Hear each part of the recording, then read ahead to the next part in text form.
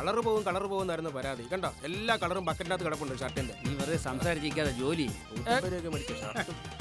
കൊള്ളാടെ best പാർട്ടികൾ. നിന്നെയൊക്കെ ഇവിടെയൊക്കെ അന്വേഷിച്ച് ഇതെന്തോ തുണി നനച്ച് കളിക്കുന്ന? അല്ല, തുണി അലക്കി കളിക്കുക. വേറെ പ്രത്യേകിച്ച് കളിയൊന്നും കിട്ടിയില്ല. തുണി അലക്കാൻ പറഞ്ഞപ്പോ ആളെ അലക്കിയല്ലോ. മതി മതി, ഇതങ്ങോട്ട് പിടി. എന്തുവാ ഇത്? വിഷം. മണിയെ ഇത് എന്ത് വിഷമെന്ന് പറ. എടാ, ഞാൻ വായി വരുന്ന വല്ലതും വിളിച്ച് പറയേ. രുചിച്ച് നോക്കിയിട്ടാണ് വിഷത്തിന്റെ ക്വാളിറ്റി പറയുന്നത്. എടാ, എന്തായാലും സംഗതി സ്വയം സാധനമാണ്. എഴുതി വച്ചേക്കുന്നത് കണ്ടാ ഇംഗ്ലീഷിൽ പോയിസൺ, മലയാളത്തിൽ മോൻ പോയി. ഇതിന്റെ ഒരു തുള്ളി അകത്ത് ചെന്നാൽ ഏത് മോനും പോവും. അങ്ങനത്തെ ഐറ്റമാണ് മോനെ. ഇതൊപ്പിക്കാൻ ഞാൻ പെട്ട പാട്. അല്ല മണിയാ, ഈ വിഷം എന്നൊക്കെ പറഞ്ഞാല്? വിഷം എന്ന് പറഞ്ഞാൽ പോയിസൺ. അതിന്റെ അർത്ഥമല്ലേ ഞാൻ പറഞ്ഞത്. ഡേയ്, സാറിന്റെ അട്ടിക്ക് നോട്ടണ്ണി വാങ്ങിച്ചിട്ട് ഒരുമാതിരി മറ്റൊരു പരിപാടി കാണിച്ചോണ്ടല്ലേ. അറിയാലോ പ്രകാശ് സാറിന്റെ സ്വഭാവം. സ്നേഹിച്ച അയാൾ നൊങ്ക് വെട്ടിത്തരും, ഇല്ലെങ്കിൽ അയാൾ ചങ്കടിച്ച് പറിക്കും. അതല്ല, ഈ വിഷബാധയേറ്റ് ആരെങ്കിലും മരിച്ചു പോയാൽ എടുത്ത് കുഴിച്ചിടണം, അല്ലെങ്കിൽ ബോഡി വൈദ്യുത ശ്മശാനത്തിലോട്ട് കയറ്റി വെച്ചിട്ട് ഒറ്റയടി തീർന്ന്. ഡേയ്, ഇതങ്ങോട്ട് പിടിച്ചാണ്. ഇങ്ങോട്ട് പിടിയടാ. എന്താടാ നൂറൂട്ട കാര്യങ്ങളായിട്ടാണ് ഞാൻ രാവിലെ ഇറങ്ങിയത്. ഇനി പോയിട്ട് വേണം ബാക്കി 99 കൂട്ട കാര്യം ചെയ്യാൻ. എന്താ പറയുന്നത്? ഏതായാലും നമ്മൾ അഡ്വാൻസ് വാങ്ങി ഏറ്റെടുത്ത കേസല്ലേ, ചെയ്തു കൊടുക്കാം. സമാധാനമായി, സന്തോഷമായി. ഇനി എനിക്ക് പോവാല്ലോ. മണിയാ, നമുക്ക് പ്രശ്നമൊന്നും ഉണ്ടാവില്ലല്ലോ. എടാ, പോലീസ് ഡിപ്പാർട്ട്മെന്റ് മുഴുവനായിട്ട് നിങ്ങളുടെ കൂടെ ഉണ്ട്. നിങ്ങൾ ധൈര്യമായിട്ട് കലക്ക്. അലക്കാം അല്ലടാ, കലക്കാം. കലക്കാം.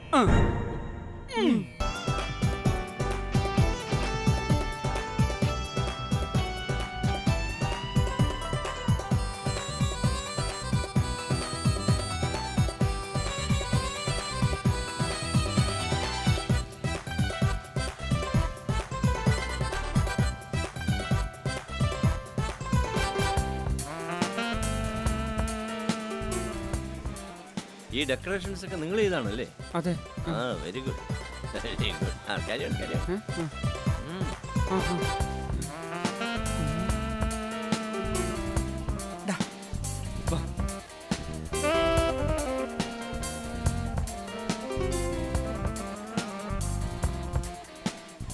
ആ മേജറുടെ സംസാരം കേട്ടപ്പോ എന്റെ നെഞ്ചൊന്ന് കാളി. എന്താടാ, വല്ല പ്രശ്നമുണ്ടോ? ആ വിളമ്പുകാരെ അവിടെ നിന്ന് മാറ്റി എത്രയും പെട്ടെന്ന് ഈ വിഷം കൊണ്ടുവന്ന് കലക്കടാ. കലക്കാം, സമയാവട്ടെ.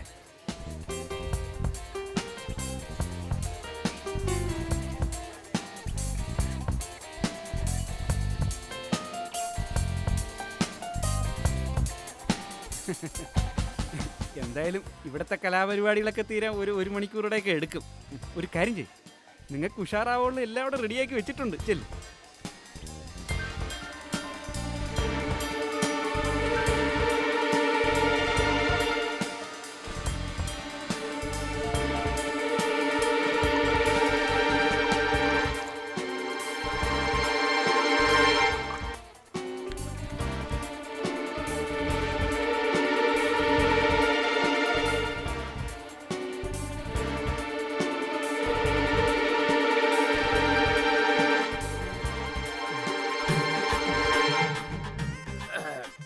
പ്രിയമുള്ളവരെ, നമ്മുടെ കോളനി പ്രസിഡന്റായ ശ്രീ പ്രകാശ് കുമാർ ഭീകരൻ ഒരു ഭീകര പ്രവർത്തനത്തിന് വേണ്ടി താഷ്കണ്ടിലേക്ക് പോയിരിക്കുകയാണ്. അദ്ദേഹത്തിന്റെ അഭാവത്തിൽ അദ്ദേഹത്തിന്റെ പ്രിയപത്നി മിസസ് പ്രകാശ് കുമാർ ഇവിടെ നിങ്ങളോട് 2 വാക്ക് ഇപ്പോൾ സംസാരിക്കുന്നതാണ്.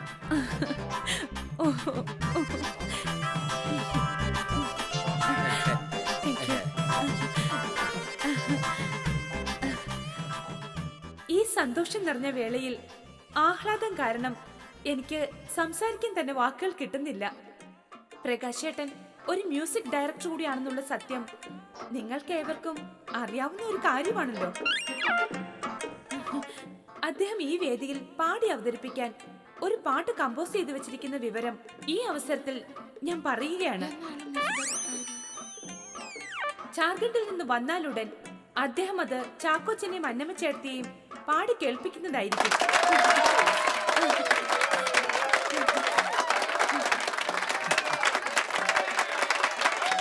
പ്രിയമുള്ളവരെ, ജവഹർ കോളനി നിവാസികളായ നമ്മൾ നൽകിയ സ്നേഹോഷ്മളമായ സ്വീകരണത്തിന് നന്ദി പ്രകാശിപ്പിച്ചുകൊണ്ട് ശ്രീമാൻ ചാക്കോച്ചൻ നിങ്ങളോട് 2 വാക്ക് സംസാരിക്കുന്നതാണ്.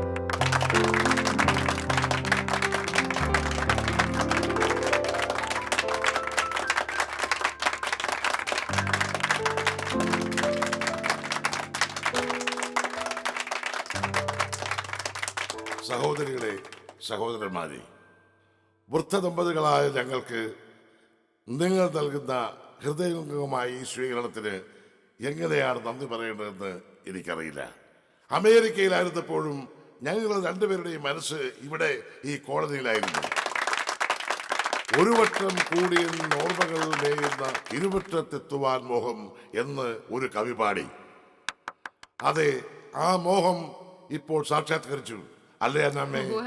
ഇനിയുള്ള ഞങ്ങളുടെ ജീവിതം നിങ്ങളുടെ കൂടെ ആയിരിക്കും, ഈ കോളനിയിലായിരിക്കും. ഇത് സത്യം, സത്യം, സത്യം. നന്ദി, നമസ്കാരം. അങ്ങോട്ടിരുന്നാട്ടെ, അങ്ങോട്ടിരിക്കാം. ഓ ആ, ഇനി പരമപ്രധാനമായ ഒരു ചടങ്ങ് കൂടെ ഉണ്ട്. വിഭവസമൃദ്ധമായ ചില ഭക്ഷണ സാധനങ്ങൾ ഞങ്ങൾ ഇവിടെ ഒരുക്കി വച്ചിട്ടുണ്ട്. അതെല്ലാം അച്ചടക്കത്തോടെ നിങ്ങൾ എല്ലാവരും ഭക്ഷിക്കണം എന്ന ഒരു എളിയ അഭിപ്രായം ഞങ്ങൾക്കുണ്ട്. അല്ലയോ? കഴിച്ചട്ടെ, ഇനി തയ്യാറെടുക്കാം. ഓ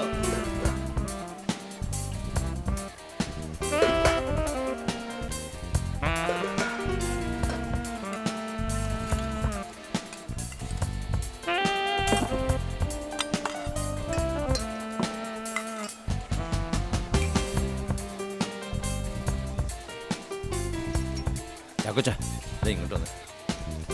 എന്നതാ മേജറേ? ദാ, ഒന്ന് നോക്കി.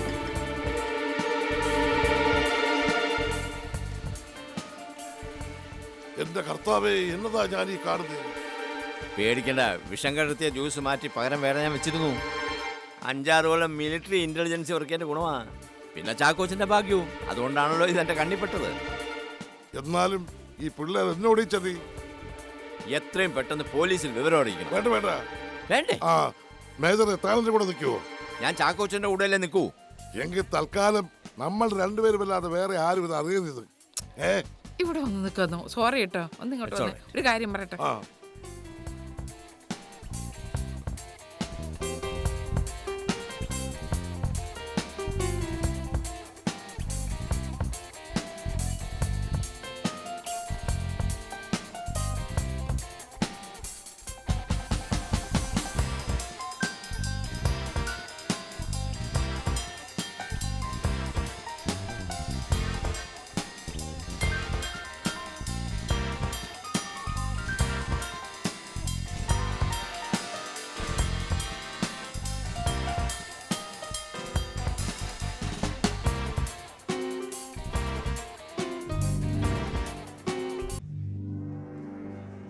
ചേച്ചി, ഇവിടെ എങ്ങനെ ചുറ്റിപ്പറ്റി നിന്നാ മതിയോ? പോണ്ടേ നമുക്ക്? കാര്യങ്ങൾ എന്തായി? സക്സസ്. ഒരു അരമണിക്കൂറോടെ കഴിഞ്ഞാൽ ഓരോരുത്തരും കുഴഞ്ഞു വീഴുന്നത് നമുക്ക് കാണാം. അത് കാണണോ? അയ്യോ വേണ്ട, നമുക്ക് സ്ഥലം കാലിയാക്കാം. നീ ഇങ്ങനെ ടെൻഷൻ അടിപ്പിച്ച് ഞങ്ങളെ കൂടെ പേടിപ്പിക്കാതെ. ഏതായാലും നടന്നു. അതേടാ, എന്തെങ്കിലും കാരണം പറഞ്ഞ് നമുക്ക് മുങ്ങാം. ആ അല്ല, നിങ്ങൾ ഇവിടെ നിൽക്കുകയായിരുന്നു. ഞാൻ എവിടെയൊക്കെ തിരക്കി. വന്ന് ആഹാരം കഴിക്ക്. അല്ല, അപ്പച്ചൻ പോയി കഴിച്ചോ, ഞങ്ങൾ പിന്നെ കഴിച്ചോളാം. അയ്യോ, അത് പറ്റില്ല. ഒന്നുമില്ലെങ്കിലും 2-3 ദിവസം നിങ്ങൾ എനിക്ക് വേണ്ടി കഷ്ടപ്പെട്ടതല്ലേ. എന്റെ കൈകൊണ്ട് ഞാൻ തന്നെ നിങ്ങൾക്ക് ആഹാരം വിളമ്പി തരും. അത് വേണം. ചാക്കോച്ചിന് വേണ്ടി ആത്മാർത്ഥമായി സർവീസ് ചെയ്തവരല്ലേ നിങ്ങൾ? വാ, അവിടെ എന്റെ അന്നാമ്മ, നിങ്ങളുടെ അമ്മച്ചി, നിങ്ങൾ വന്നിട്ടേ എന്തെങ്കിലും കഴിക്കൂന്ന് പറഞ്ഞ് കാത്തിരിക്കുക. അത് പിന്നെ ഞങ്ങൾക്കിപ്പോ വിശക്കുന്നില്ല. ആ, അങ്ങനാണേലേ അപ്പച്ചന്റെ പൊന്നു മക്കളൊരു കാര്യം ചെയ്യും, ഓരോ ജ്യൂസെങ്കിലും കഴിക്കണം. ആ അതെ, അപ്പച്ചന്റെ പൊന്നു മക്കളല്ലേ, ഈ ജ്യൂസൊക്കെ കഴിച്ചാട്ടെ. ആ, ആ, ബുദ്ധിമുട്ടുണ്ടല്ലേ മേജറേ? അതൊക്കെ കാണിച്ചു കൊടുത്താട്ടെ. ആ. കണ്ടോ ദാ, കണ്ടോ? ദാ. ആ. ആ. എങ്ങനുണ്ട്?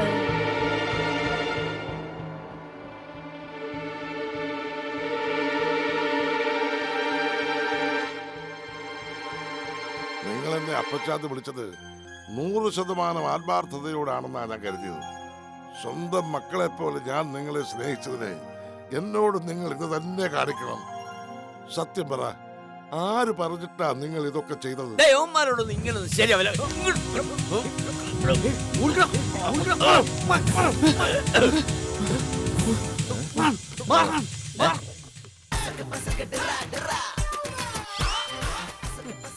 ചക്കിന് വച്ചത് കൊക്കിന് കൊണ്ടെന്ന് പറഞ്ഞ കണക്കായേ. വെളുക്കാൻ തേച്ചത് പാണ്ടാവോ? കാളകടക്കം കയറോടും, അല്ലാതെ ഞാൻ എന്തോ പറയാ. ചാക്കോച്ചനെ അന്നാമയും ഈ കോളനിയിൽ നിന്ന് പുകച്ചു പുറത്ത് ചടിക്കാൻ കിട്ടിയ നല്ലൊരു അവസരമായിരുന്നു. ചേച്ചി വിഷമിക്കണ്ട.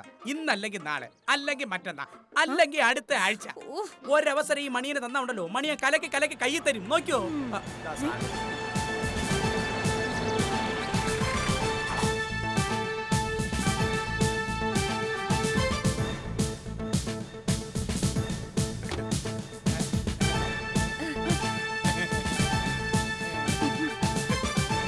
ചേട്ടൻ കാര്യങ്ങളൊക്കെ അറിഞ്ഞില്ലേ?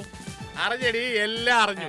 ആ ഫയലുകൾ 3 എണ്ണം കാലി കൂടെ പെടുത്തോണ്ട് എന്റെ സ്റ്റേഷനിൽ വന്നു. എന്നിട്ട് എവിടെയെങ്കിലും പോയി രക്ഷപ്പെടട്ട്.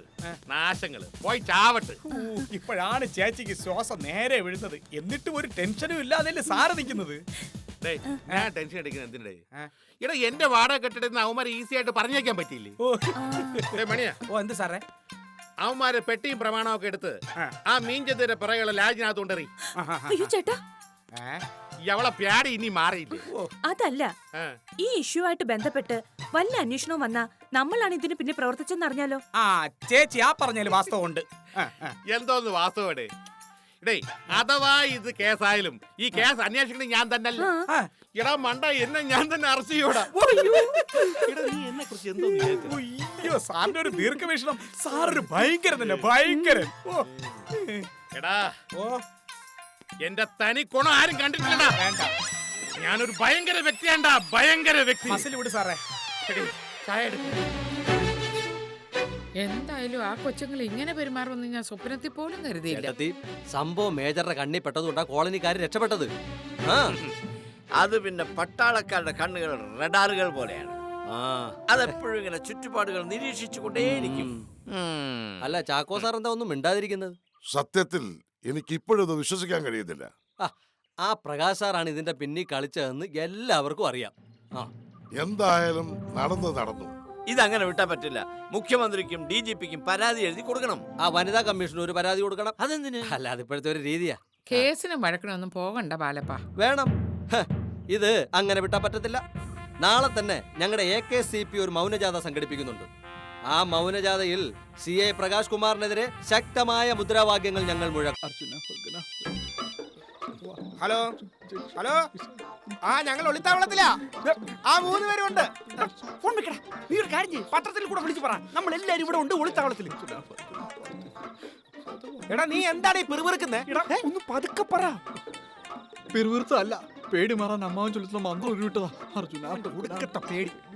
എടാ, CA പ്രകാശ് കുമാർ സാറുള്ളപ്പോ നമ്മൾ എന്തിനാ പേടിക്കുന്നേ? നിങ്ങൾക്ക് അങ്ങനെയൊക്കെ പറയാം. കണ്ണടച്ചാൽ ലോക്കപ്പ് വിലങ്ങും.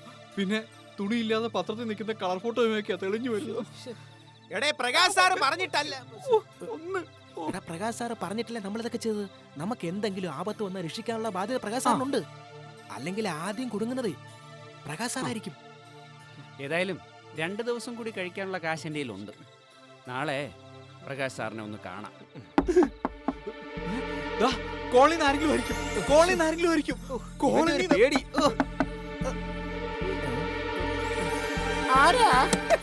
മണിയായി. എന്തടേ മണിയനൊരു പുച്ഛം? വേണ്ടാതിനങ്ങൾ കാണിച്ചു വെച്ചിട്ട് ഇവിടെ വളഞ്ഞിരുന്ന് കോമഡി പറയാണല്ലേ?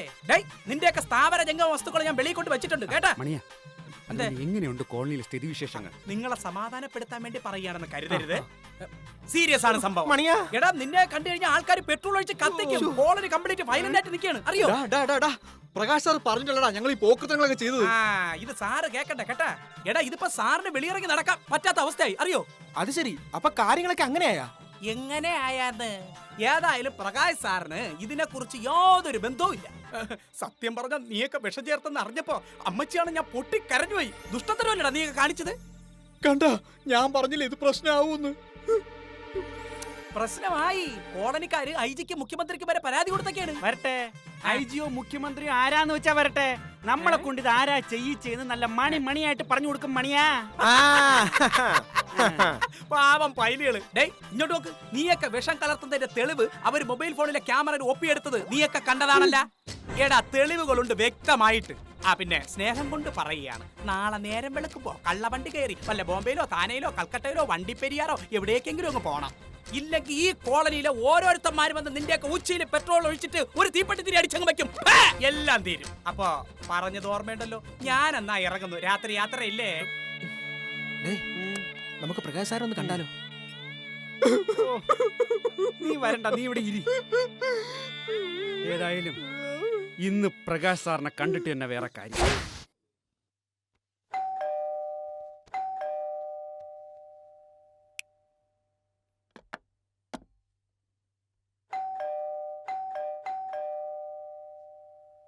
പ്രകാശേട്ടാ, പ്രകാശേട്ടാ, ആരോ വന്നെന്ന് തോന്നുന്നു. എവിടെ? ബെല്ലടിക്കുന്ന കേട്ടില്ലേ? എന്തിന്? സിയുടെ വീട്ടിൽ ഒന്ന് ബെല്ലടിക്കുന്നു രാത്രി.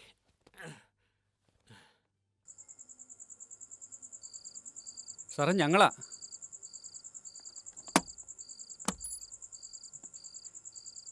എന്തിനടെ ഈ പാതിരാത്രി? സാർ ഞങ്ങളെ ചതിക്കുകയായിരുന്നല്ലേ? ചതിക്കായിരുന്ന ഞാനാ? ഡേ, ഞാൻ പറയുന്നത് നിങ്ങൾ വിശ്വസിക്കണം.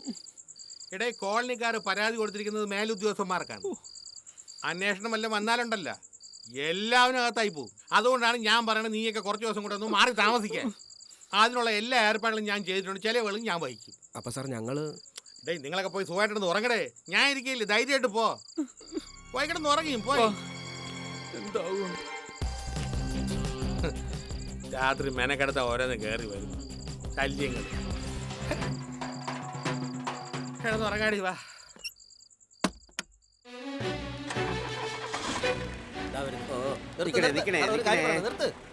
ഒന്ന് ബ്രേക്ക് അല്ല സാറ് ഝാർഖണ്ഡിൽ നിന്ന് വന്നു.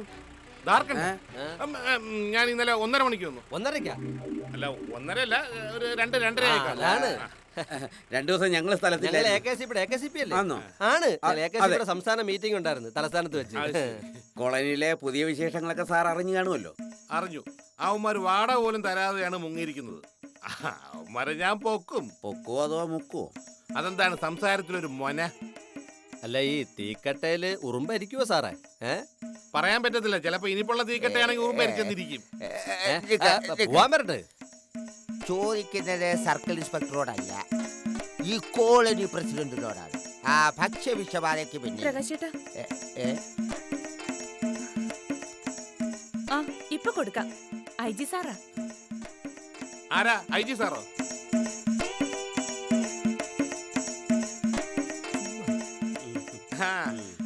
അങ്ങനെ പോകുന്നു സാറേ. അല്ല, IG ആയിട്ട് ചെലവൊന്നും ചെയ്തിട്ടില്ല. അത് മതി സാർ. ഇപ്പൊ ഞാൻ സ്റ്റേഷനിലേക്ക് പോകുന്നു. പോകുന്ന വഴിക്ക് ഞാൻ സാറിന്റെ ഓഫീസിൽ ഇറങ്ങിക്കൊള്ളാം. Okay sir. ഞാൻ സ്വല്പം ബിസി അല്ല, വൈകുന്നേരം കാണാം.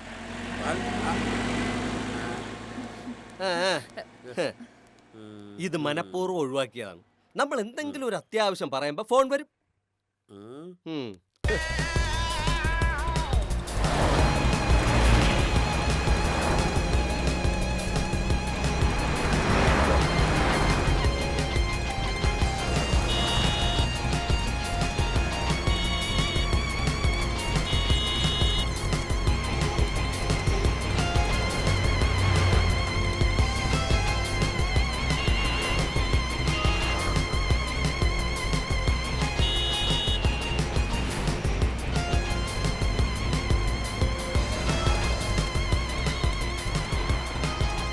താൻ കത്തിച്ചു വിടറോ. അഡ്വാൻസ് കൊടുത്തതാ. ഇന്ന് തന്നെ അത് കൈ കിട്ടിയില്ലേ നമ്മുടെ പ്ലാൻ ഒക്കെ പൊളിയും. അതെനിക്ക് തോന്നി. ഇയാളൊന്ന് കത്തിച്ചു വിടറോ. തീപ്പെട്ടിയാണ് കത്തിച്ചു വിടാം. ഓ, അവന്റെ ഒരു തമാശ. ചവിട്ടി വിടറോ.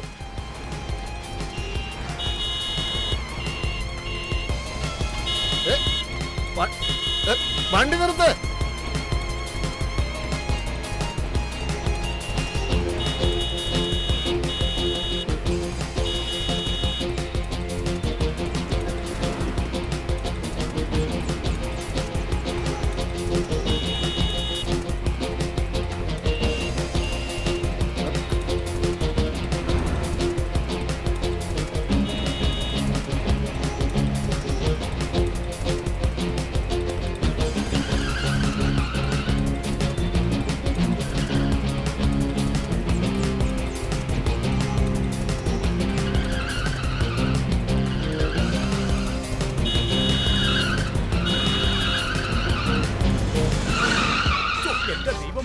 എന്തോന്ന് കാണിക്കുന്നത്? ഇപ്പൊ ഇടിച്ച തവിട് പൊടിയായനെ.